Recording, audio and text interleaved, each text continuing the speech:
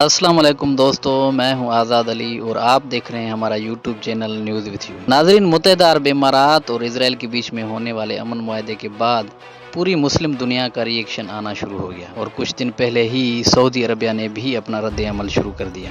ناظرین، مزید آگے بڑھنے سے پہلے آپ سے ایک چھوٹی سی گزارش ہے کہ ہماری اس ویڈیو کو لائک کریں، شیئر کریں۔ ویڈیو اگر آپ کو پسند آئے تو ہمارے چینل کو سبسکرائب کرنا نہ بھولیے اور بیل آئیکن کے بٹن کو پریس کریں تاکہ مزید اس طرح کی اچھی ویڈیوز آپ تک پہنچتی رہے۔ ناظرین، تو آئیے ویڈیو کی طرف بڑھتے ہیں۔ دوستو، پوری مسلم دنیا میں اس وقت متحدہ عرب امارات اور اسرائیل کے مابین امریکہ کی سربراہی میں کرایا جانے والا امن معاہدہ زیر بحث ہے۔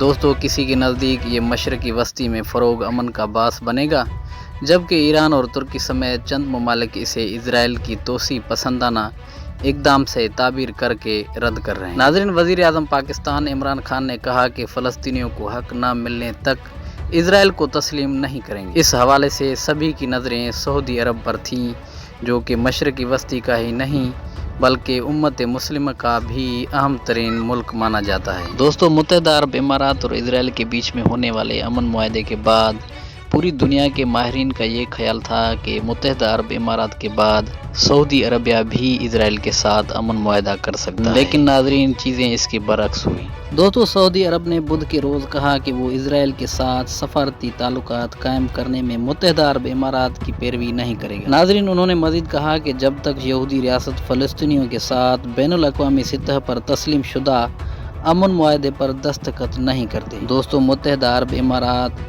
گزشتہ ہفتے اسرائیل کے ساتھ تعلقات کو معمول پر لانے والی پہلی خلیجی ریاست بن گیا۔ امریکہ کے ایک تاریخی معاہدے کے تحت، جس نے سعودی عرب سمیت دیگر عرب ریاستوں کے ساتھ بھی اسی طرح کے معاہدے کا امکان بڑھایا ہوا، لیکن کئی دن کی خاموشی کے بعد اور اسی طرح کے معاہدے کا اعلان کرنے کے لیے امریکی دباؤ کی پیش نظر سعودی عرب کے وزیر خارجہ شہزادہ فیصل بن فرحان نے فلسطین کا مسئلہ حل ہونے تک اس کا امکان کو رد کر دیا۔ دوستو، شہزادہ فیصل نے برلن کے دورے کے موقع پر صحافیوں کو بتایا کہ تعلقات کو معمول پر لانے کے لیے ایک شرط کے طور پر بین الاقوامی معاہدوں کی بنیاد پر فلسطین کے ساتھ امن حاصل کرنا ضروری ہے۔ دوستو، انہوں نے مزید کہا کہ ایک بار اس کے حصول کے بعد تمام چیزیں ممکن ہو جاتی ہیں۔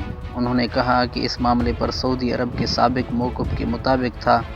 شہزادہ فیصل کے اس بیان پر سلطنت کا پہلا باضابطہ رد عمل ہے۔ جب متحدہ عرب امارات کی اسرائیل کے ساتھ امن معاہدہ طے ہوا، یہ مصر اور اردن کے بعد یہودی ریاست نے کسی عرب ملک کے ساتھ حملہ کیا۔ دوستو، اپنے جرمن ہم منصب بیکو ماسی کے ساتھ ایک نیوز کانفرنس میں شہزادہ فیصل نے مقبوضہ مغربی کنارے میں منسلک ہونے والی بستیوں کی تعمیر کے بارے میں اسرائیل کی یک طرفہ پالیسیوں پر تنقید کا عاد کیا، جو دو ریاستوں کے حل کے لیے ناجائز اور نقصان دہ چیز ہے۔ دوستو، ابھی تک سعودی عرب نے اس معاہدے پر ایک قابل ذکر خاموشی برقرار رکھی تھی، یہاں تک کہ مقامی عہدیداروں نے اشارہ کیا کہ ریاض کو متحدہ عرب امارات اور اس کے اصولی علاقائی اتحادی نقش قدم پر چلنے کا فوری امکان نہیں ہے۔ مملکت پر امریکی دباؤ کو ختم کرتے ہوئے صدر ڈونلڈ ٹرمپ کے داماد اور مشیر جیوڈ کیشر نے پیر کو اصرار کیا کہ اسرائیل کے ساتھ باضابطہ تعلقات استوار کرنا ریاض کے مفاد میں ہوگا۔ دوستو، سلطنت کو مزید دھیان میں ڈالتے ہوئے وزیر اعظم بنجمن نیتن یاہو نے پیر کو کہا کہ اسرائیل متحدہ عرب امارات کی پروازوں کے لیے سعودی عرب پر ایک راہداری کھولنے پر کام کر رہا ہے۔ لیکن ناظرین، سعودی عرب دنیا کی سب سے بڑی معاشی اور اسلام کے مقدس ترین مقامات کا گھر ہے۔ متحدہ عرب امارات کے مقابلے میں زیادہ حساس سیاسی حساب کتاب کا سامنا سعودی عربیہ کر رہا ہے۔ ناظرین، نہ صرف فلسطینیوں اور ان کے حامی اسرائیل کو باضابطہ طور پر تسلیم کرتے ہوئے اور ان کو اپنے مقاصد کے ساتھ غداری کے طور پر دیکھا جائے گا، بلکہ اس سے عالم اسلام کے قائد کی حیثیت سے مملکت کے امیج کو بھی نقصان پہنچ سکتا ہے۔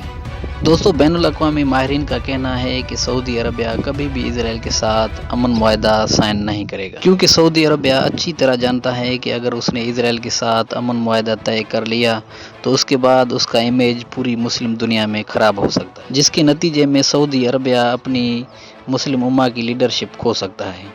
اور اس لیے سعودی عرب اسرائیل کے ساتھ امن معاہدہ نہیں کر سکتا۔ دوستو، مشرق وسطی کے ناصور اسرائیل کی غیر قانونی قیام اور استحکام کی تفصیل خاصی طویل ہے، جس میں برطانیہ اور امریکہ کا بھرپور ہاتھ ہے۔ سردست مسلم امہ کے بیشتر ممالک اسرائیل کی مغربی کنارے پر قبضہ اور غیر قانونی بستیوں کی تعمیر پر ہی نہیں بلکہ فلسطین اور فلسطینیوں کی بقا کے لیے پریشان ہیں۔ ناظرین، معاملات کا بغور جائزہ لیا جائے تو اس شرم خیر کا پہلو بھی دکھائی دیتا ہے۔